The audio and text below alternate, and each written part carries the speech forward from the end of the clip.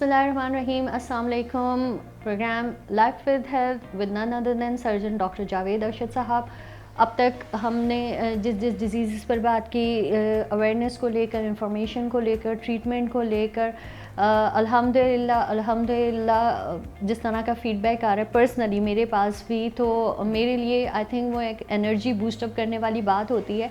लेकिन मैं प्रोग्राम की शुरुआत करने से पहले आपसे रिक्वेस्ट करना चाहूँगी कि जो हमारे नए व्यूअर्स हैं काइंडली हमारे चैनल को सब्सक्राइब करना ना भूलें, बेल आइकन को क्लिक कीजिए और मेरे साथ शामिल हो जाइए हमारे कैप्टन ऑफ द शिप बनकर लाइफ विद हेल्थ के।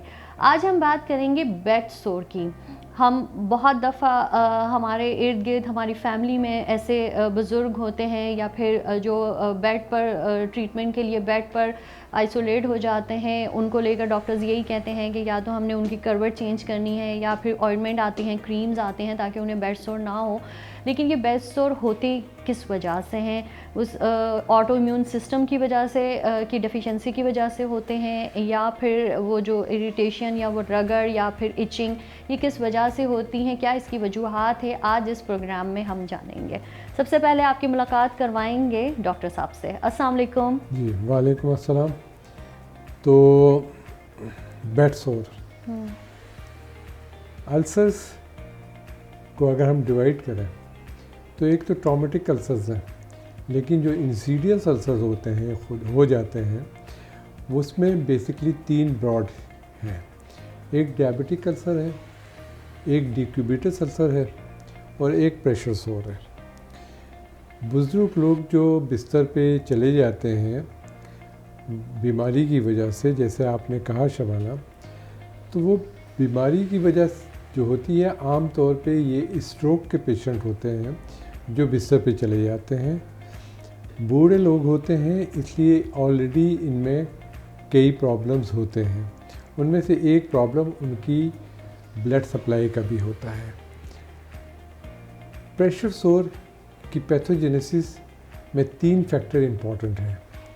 एक तो किसी बोनी प्रोमिनेंस के ऊपर कांस्टेंट प्रेशर, दूसरा फ्रिक्शन और तीसरा मॉइस्चर। पसीने की वजह से उनकी नीचे की सरफेस जो है वो गीली होती है। गीली सरफेस के अंदर जैसे आप बहुत देर तक पानी में हाथ डाले रहें तो उंगलियों के ऊपर और हाथ पे रिंकल्स आ जाते हैं, इसलिए कि ब्लड सप्लाई कम हो जाती है मॉइस्चर की वजह से। इसी तरीके से पेशेंट अगर बेड के ऊपर है और मॉइस्चर पसीना आया हुआ है तो उसकी वजह से अल्सर होने के इम्कानात दुगने हो जाते हैं। बड़ा छोटी उम्र का आदमी है 20 साल 25 साल का, तो उसको कॉन्टिन्यूस प्रेशर तकरीबन 12 से 18 घंटे का चाहिए। किसी भी अल्सर जो शुरू होता है तो ब्लिस्टर बनता है, खाली एक छाला सा, तो वो ब्लिस्टर बनने में उसको 12 से 18 घंटे चाहिए। लेकिन ओल्ड एज के अंदर यही ब्लिस्टर कांस्टेंट प्रेशर के ऊपर तकरीबन 2 से 3 घंटे में बन जाता है। सो एक ये कंसेप्ट कि जी आपने हर 8 घंटे पे करवट दिला दे, बूढ़े लोगों में, एजड लोगों में गलत है। They should change their posture, या उनका अटेंडेंट जो है उनका पोस्चर चेंज करे एवरी 2 to 3 आवर्स। ठीक है। दूसरी बात ये कि क्रीम नहीं, क्रीम जो होती है वो गीली होती है। मॉइस्चर एक इसका प्रोवोकिंग फैक्टर है। आप पाउडर शाउडर छिड़कते हैं ताकि वो मॉइस्ट ना हो। दूसरी चीज़, तीसरी चीज़ ये है कि जब आदमी बिस्तर पे लेटा होता है तो बिस्तर की चादर और उस आदमी की स्किन एक पार्ट बन जाती है। खाल के अंदर जो टिश्यूज़ हैं वो दूसरा पार्ट होते हैं। अब अगर बिस्तर फ्लैट है ठीक है, लेकिन अगर थोड़ा सा भी इंक्लाइंड है तो क्या होगा, आप अपने हाथ को लें, अगर ये है और इसमें से यूं करके आप प्रेशर डाल के खींच लें अपनी तरफ, तो ये जगह थोड़ी देर बाद सफ़ेद पड़ जाएगी। इसलिए कि इस प्रेशर की वजह से जो माइक्रो कैपिलरीज़ हैं वो इस स्पाज़म में जाके बंद हो जाएंगी तो खून की सप्लाई रुक जाएगी। खून की सप्लाई रुक जाएगी तो 2 घंटे के अंदर ब्लिस्टर बन जाएगा, which will convert into an ulcer blister बना, ब्लिस्टर इज़ बेसिकली स्किन की जो लेयर्स होती हैं उसमें ऊपर के हिस्से में पानी जमा हो जाता है, वो शेड ऑफ हुई और नीचे एक अल्सर आपका तैयार बैठा हुआ है। ठीक है, सो एक ये पोस्चर का ख्याल रखना सबसे इम्पॉर्टेंट है, पहली बात। दूसरी बात ये कि आप अल्सर होने ही क्यों दें। अगर स्ट्रोक हुआ है तो स्ट्रोक के दो कॉज हैं, या तो इस्कीमिया की वजह से होता है या हेमरेज की वजह से होता है। 75% अल्सर जो होते हैं वो आपके इस्कीमिया की वजह से होते हैं, 20% जो होते हैं वो हेमरेजिक होते हैं।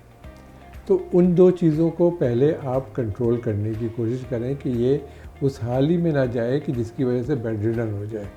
ठीक है, बेड रिडन हो गया है तो कोशिश करें कि वो जितनी जल्दी मोबाइल हो जाए उतना अच्छा है, इसलिए कि उतने ही अल्सर होने की इम्कानात कम होते चले जाएंगे। फिर एक बड़ा फ़र्क होता है डायबिटिक अल्सर के अंदर और प्रेशर सोर के अंदर। डायबिटिक अल्सर की जो बाउंड्रीज़ होती हैं वो एज इट इज़ होती हैं, स्लांटिंग टाइप की होती हैं, लेकिन प्रेशर अल्सर की जो बाउंड्रीज़ होती हैं उसमें खाल के नीचे भी अगर आप उंगली डालें तो वो तकरीबन आपकी उंगली आधे एक पोर तक तो पूरी चली जाती है। तो वो अल्सर जो आपको देखने में शायद लग रहा हो कि 3x3 सेंटीमीटर के साइज़ का है, ठीक है, इनफैक्ट वो मेरे हिसाब से वो अल्सर 5x5 का होता है। ठीक है, वो नीचे का जो अंडरमाइनिंग है वो पहले फिलअप होगी ग्रेनुलेशन टिश्यू से, फिर ही वो अल्सर हील की तरफ जाएगा। फिर बात यह है कि जैसे अभी डायबिटिक अल्सर की मैंने बात की या डिक्यूबिटस अल्सर की बात करें, डिक्यूबिटस अल्सर का दूसरा नाम है वेनस स्टेसिस अल्सर, कि जो खून वेन में है वो पूरा ऊपर नहीं जा रहा है। जब नहीं जा रहा है तो उसकी वजह से आ भी नहीं रहा है। अगर आगे से नाली क्लॉग है तो पीछे से तो पानी नहीं आ सकेगा ना, इसलिए कि वो भरी हुई है। तो वो जब नहीं आ सकेगा तो जो हीलिंग फैक्टर्स हैं, और यही चीज़ आपके डायबिटिक अल्सर के अंदर भी है कि उसकी भी पैथोजेनेटिक फैक्टर 3 है, न्यूरोपैथी, वेस्कुलोपैथी और फिर सुपर इम्पोज इन्फेक्शन। वेस्कुलोपैथी की वजह से उसका ब्लड नहीं जा रहा है, न्यूरोपैथी की वजह से वो जगह सुन्न हो गई है, उसको ट्रॉमा हुआ तो उसको पता ही नहीं लगा, ज़ख़म बन गया। अब वो ज़ख़म बन गया, उसमें चूँकि ब्लड सप्लाई पूरी नहीं आ रही है वेस्कुलोपैथी की वजह से, तो वो हीलिंग फैक्टर नहीं जा रहे हैं। चीज़ें बड़ी आसान होती हैं। पिछले दिनों मेरे पास एक साहब थे, बहुत हाई फाई एडवर्टाइजिंग एजेंसी के मालिक, उनके पाँव पे अल्सर थे, किसी ने भेजा था मेरे पास। मैंने देखा तो घुटने के नीचे उसके दोनों पाँव काले पड़े हुए थे। मैंने उसकी पोस्टीरियर टिबियल और डॉर्सलिस पेडिस को, जो एंकल की वेसल है, फील करने की कोशिश की तो बहुत फीबल थी।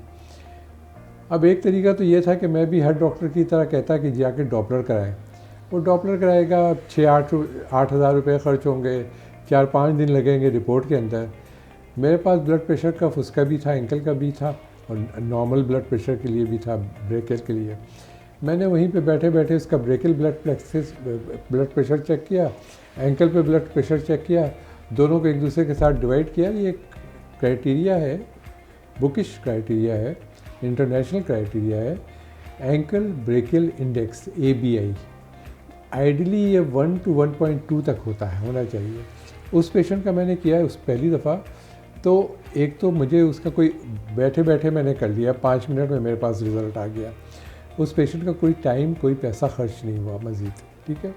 और उसका था उस वक़्त 0.95 से नीचे जितना भी हो वो पेरिफेरल आर्टीरियल डिजीज़ के अंदर आता है।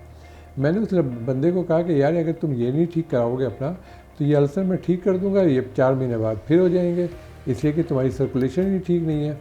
या डॉक्टर साहब इससे क्या होगा?